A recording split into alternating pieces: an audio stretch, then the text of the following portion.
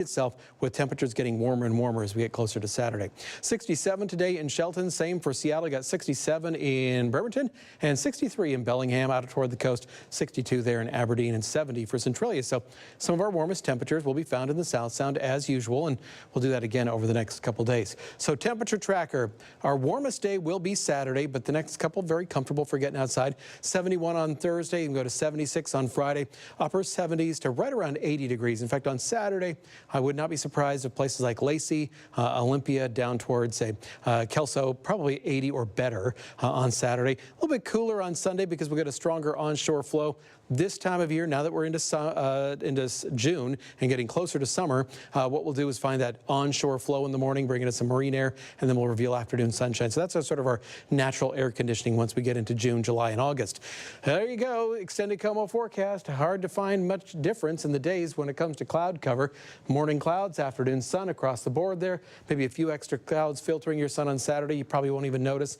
And then dry again on Sunday, dry for Monday and Tuesday. Temperatures a touch cooler. I think a lot of folks find low 70s just about perfect around here, but no rain in sight for the next 7 days. And after 2 very active weather-worn days, it is nice to calm things down around here and get back to what we should be doing in early June, and that's hanging out in the low 70s. Right? Out with the old and in with the new. Yes. I like it. For sure. That's a perfect forecast to me.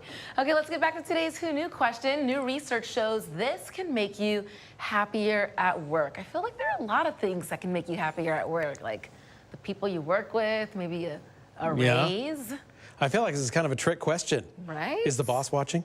Right, if he is. Yeah, because it's like putting your feet up on the desk, something like that can make you happier at work. I think you're probably onto something there, liking your coworkers. Liking your coworkers? I'm going to go with a raise. A raise? Well, that's a slam dunk. I'm sure that works too.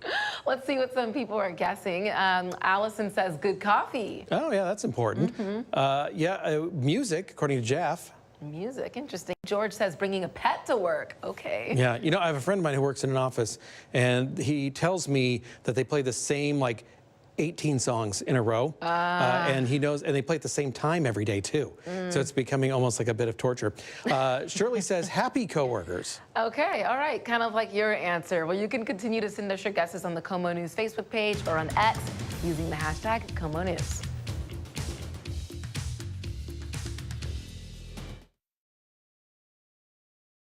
Optum is here for all your primary and specialty care needs, in person at over 45 locations and virtually 7 days a week. Our care teams have been favorites in this community for 100 years. From Tacoma to Bellingham, healthier care is here. With the start of summer just 2 weeks away, doctors reminding people certain medications can make a person even more vulnerable to higher temperatures. Some medications that can cause heat intolerance include diuretics, heart medications like blood pressure drugs, antihistamines, decongestants, antibiotics, antidepressants, and antipsychotics. Medications that decrease the body's ability to shunt blood out to the skin and then sweat off that fluid to help release a lot of that heat. That's really why they predispose to heat illness overall. Doctors say it's very important to stay hydrated when it gets hot outside. Heat can also degrade medication. Experts say to make sure to store medicine away from sunlight in a cool, dry place. A brain tumor can significantly affect a person's quality of life, not just length of life. There are different types of brain tumors and ways to treat them.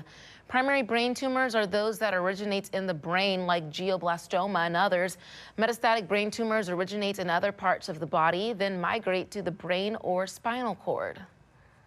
Patients that present with brain tumors can present sometimes with a long history of headaches. And the headaches, instead of improving or instead of being up and down, they keep getting worse and worse and worse.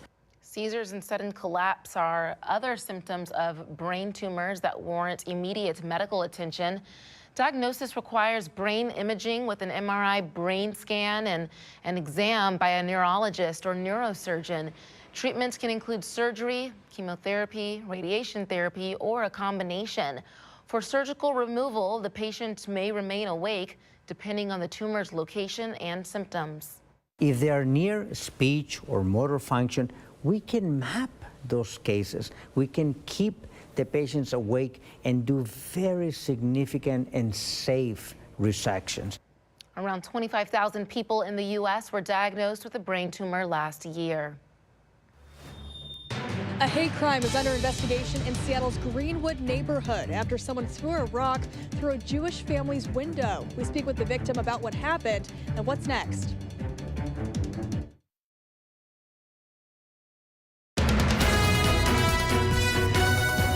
You're watching Como News. Evidence Police Service, how can I help you? Oh my God! Finally, it wasn't working.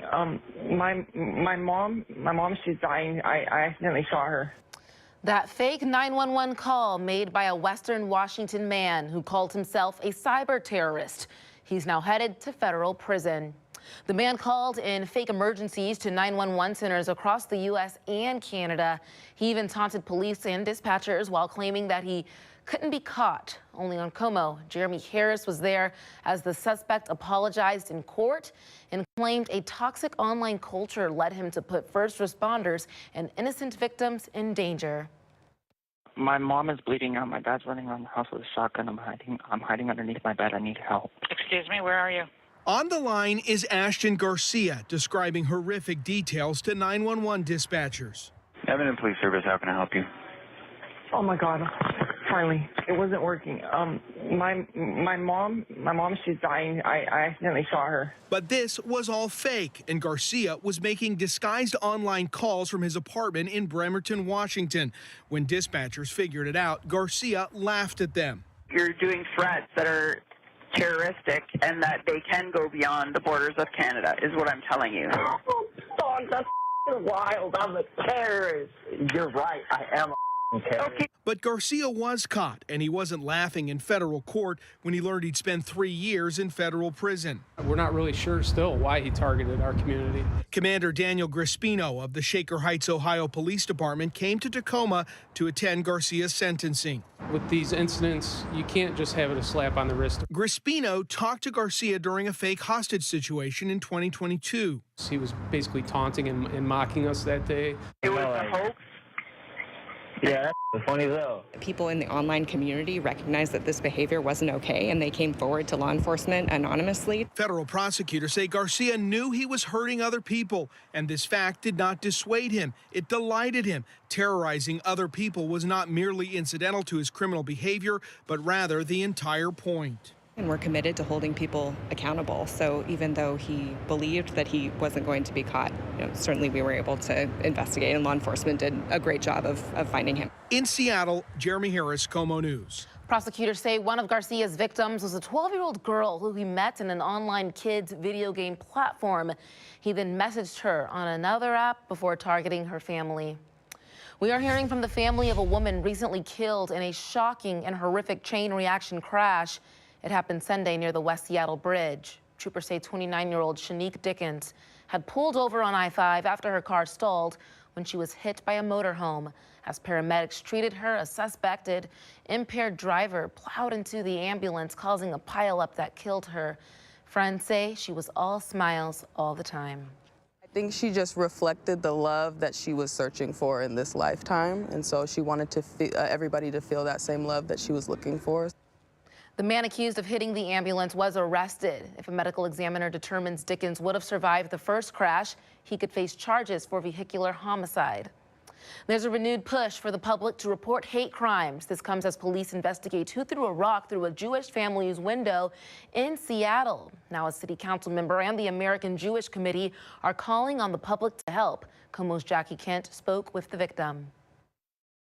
The damage is visible above a window panel where a sign on display reads, "Seattle stands with Israel." The Jewish man who lives here, who worries for the safety of his wife and 2 young kids, says he takes this scene personally. Very reminiscent of what happened in Nazi Germany. If you remember Kristallnacht, a night in Germany where all the Jewish businesses' windows were smashed, and here is my house having its windows smashed. Seattle police confirmed they responded to the reported hate crime in May and found broken glass and a rock in the home.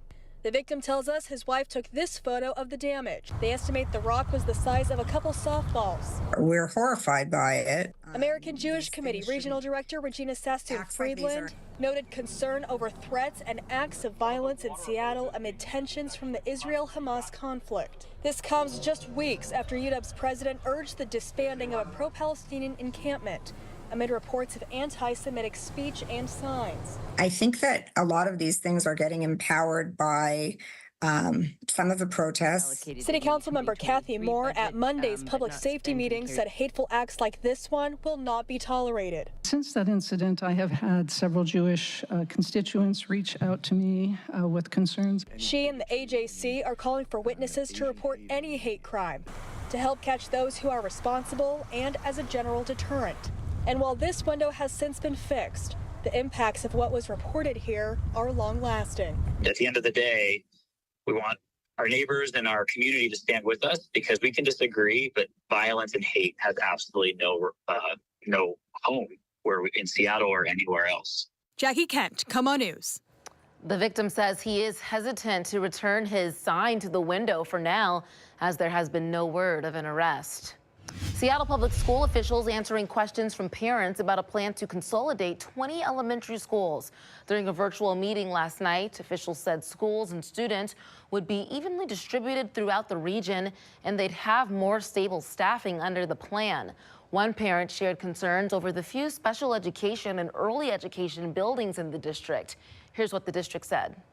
We have intentionally looked at capacity and just created a design wherein in our K-5 schools, we have space for both intensive special education services and potentially for preschool and perhaps before and after school care as well. Superintendent Brent Jones says they're currently working on a presentation to make to the school board, adding there could be more public hearings in the future.